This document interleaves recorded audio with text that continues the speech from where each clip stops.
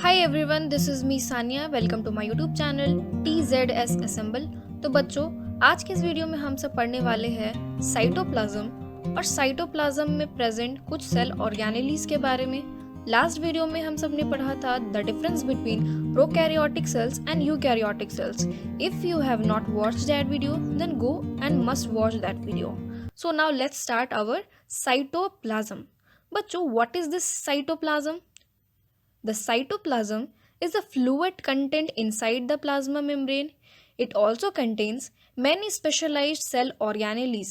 बच्चों, cytoplasm fluid matrix होता है जो प्लाज्मा मेम्ब्रेन और न्यूक्लियस के बीच में प्रेजेंट होता है। न्यूक्लियस और प्लाज्मा मेम्ब्रेन के बीच का स्पेस उसे साइटोप्लाज्म कहते हैं और इसी साइटोप्लाज्म में कुछ सेल ऑर्गेनेलीज प्रेजेंट होते हैं और हर एक सेल ऑर्गेनेलीज का स्पेसिफिक फंक्शन होता है। So cell organelles are enclosed by membranes और हर एक सेल ऑर्गेनेलीज का खुद का मेम्ब्रेन होता है। पर बच्चों, ये सेल ऑर्गेनेलीज हम लोगों ने पढ़ा था कि प्रोकैरियोटिक सेल्स में एब्सेंट होते हैं। प्रोकैरियोटिक सेल्स ऐसे सेल्स जिनका न्यूक्लियर रीजन वेल डिफाइंड नहीं होता है और उनके पास membrane bound cell organelles absent होते हैं। On the other hand, eukaryotic cells के पास न्यूक्लियर मेम्ब्रेन भी होता है और मेम्ब्रेन इनक्लोज्ड ऑर्गेनेलीज भी प्रेजेंट होते हैं। So now you can understand the significance of cell organelles and cytoplasm. तो चलिए आइए साइटोप्लाज्म में प्रेजेंट सेल ऑर्गेनेलीज के बारे में पढ़ते हैं। Every cell has a membrane around it to keep its own content separate from external environment. Large and complex cells, including cells from multicellular organisms, need a lot of chemical activities to support their complicated structure and function. बच्चों, एक cell में plasma membrane present होता है जो external environment से उसे separate करता है और हर सेल में सेल ऑर्गेनेलीज प्रेजेंट होते हैं जो वो मल्टी सेलुलर ऑर्गेनिजम्स में केमिकल एक्टिविटीज़ को सपोर्ट करती है और स्ट्रक्चर और फंक्शन को भी परफॉर्म करती है। To keep these activities of different kinds separate each other, membrane little structures within themselves.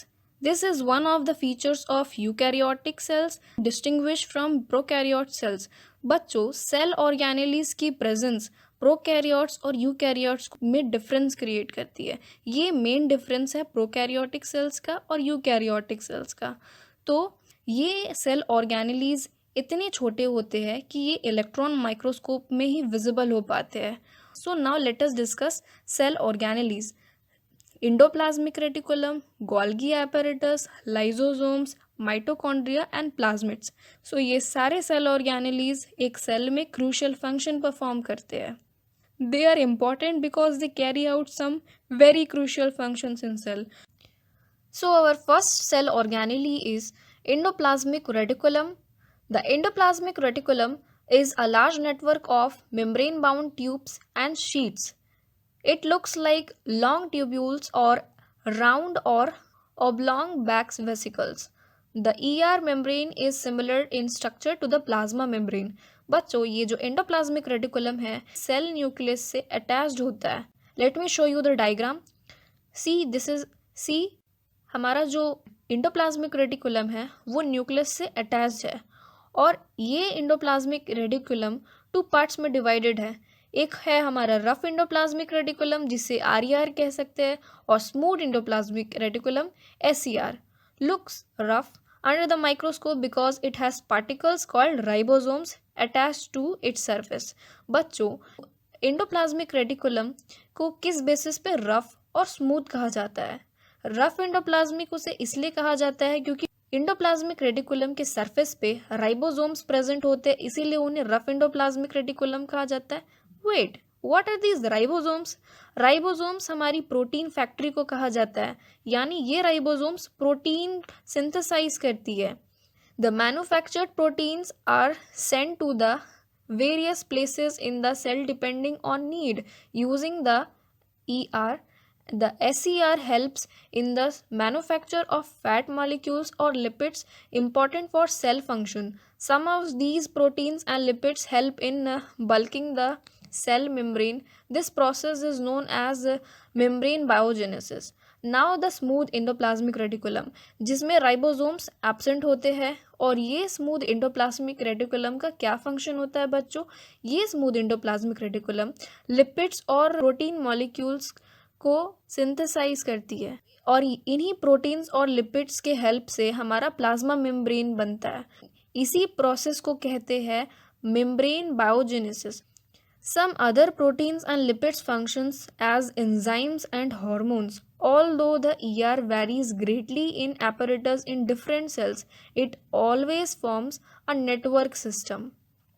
बच्चों, ये जो एंडोप्लाज्मिक रेटिकुलम है, it varies in different cells according to their structures, तो it always forms a network system. तो ये endoplasmic reticulum हमेशा एक network system create कर। Thus, one function of ER is to serve as channel for the transport of materials, especially proteins, between various regions of the system or between the cytoplasm of the nucleus. तो endoplasmic reticulum का क्या function होता है? ये endoplasmic reticulum materials के transportation में help करती है, और हम मेन मटेरियल क्या होता है? प्रोटीन, जो वेरियस साइटोप्लाज्म के वेरियस रीजन तक पहुंचती है। The ear also functions as the cytoplasmic framework, providing a surface for some of the biochemical activities of the cell. In the liver cells of a group of animal called vertebrates, बच्चों vertebrates किन्हें कहते हैं? Vertebrates ऐसे animals को बोलते हैं जिनका spinal cord present होता है, उन्हें वर्टिब्रेट्स कहते हैं। SER plays a crucial role in deoxifying many poisons and drugs. Smooth endoplasmic reticulum एक क्रूशियल रोल परफॉर्म करता है, मतलब वो पॉइजन्स और ड्रग्स को क्या करता है? डीऑक्सीफाई करता है। तो हमारा सेकेंड सेल ऑर्गेनेली है गोल्गी एपरेटस। बच्चों, ये गोल्गी एपरेटस क्या है? गोल्गी एपरेटस इंडोप्लाज्मिक रेटिकुलम से ही एसोसिएटेड होता है, यानी हमारे जो इंडोप्लाज्मिक रेटिकुलम में प्रोटीन सिंथेसाइज आधा अधूरा होता है, वो पूरा सिंथेसाइज होने के लिए पैकेज्ड होके गोल्गी एपरेटस में होता है। सो we will read this in detail. The Golgi apparatus was described by Camillo Golgi. Golgi apparatus को पहली बार डिस्क्राइब कैमिलियो गोल्गी ने किया था, क्योंकि आप नेम देख सकते हो, इस साइंटिस्ट ने गोल्गी apparatus को डिस्कवर किया था, इसीलिए इस सेल ऑर्गेनेली का नेम पड़ा Golgi apparatus. So this consists of a system of membrane-bound vesicles, flatted sacs, arranged approximately parallel to each other in stacks called cristains.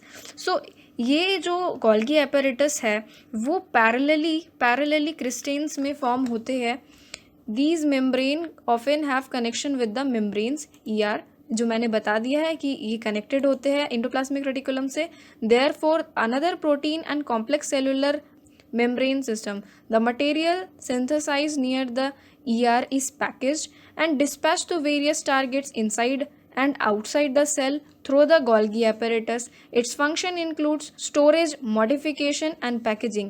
बच्चों, जैसा मैंने बताया, इंडोप्लाज्मिक रेटिकुलम से प्रोटीन्स और लिपिड्स गोल्गी एपरेटस में inter कर जाते हैं, और ये गोल्गी एपरेटस प्रोटीन्स और लिपिड्स को पूरी तरह से सिंथेसाइज कर देता है, और सिंथेसाइज होने के बाद ये प्रोटीन्स और लिपिड्स सेल्स के दूसरे हिस्सों में जाता है और सेल्स के बाहर भी जाता है। इसका मेन गोल्गी एपरेटस का मेन फंक्शन क्या है? Modification, storage and packaging of products in vesicles. In some cases complex sugars may be made from simple sugars in the Golgi apparatus. और ये Golgi apparatus में सिंपल शुगर से complex sugar भी बन सकते हैं। The Golgi apparatus is also involve in the formation of lysosomes. बच्चों, ये जो गोल्गी एपरेटस होता है ये कुछ सेल ऑर्गेनेलीज भी बनाते हैं, जैसे हमारा लाइजोसोम्स, जो हम लोग आने वाले वीडियोस में पढ़ने वाले हैं। सो आज के लिए इतना ही, इसे अच्छे से पढ़ लीजिएगा। Till then, bye bye, take care.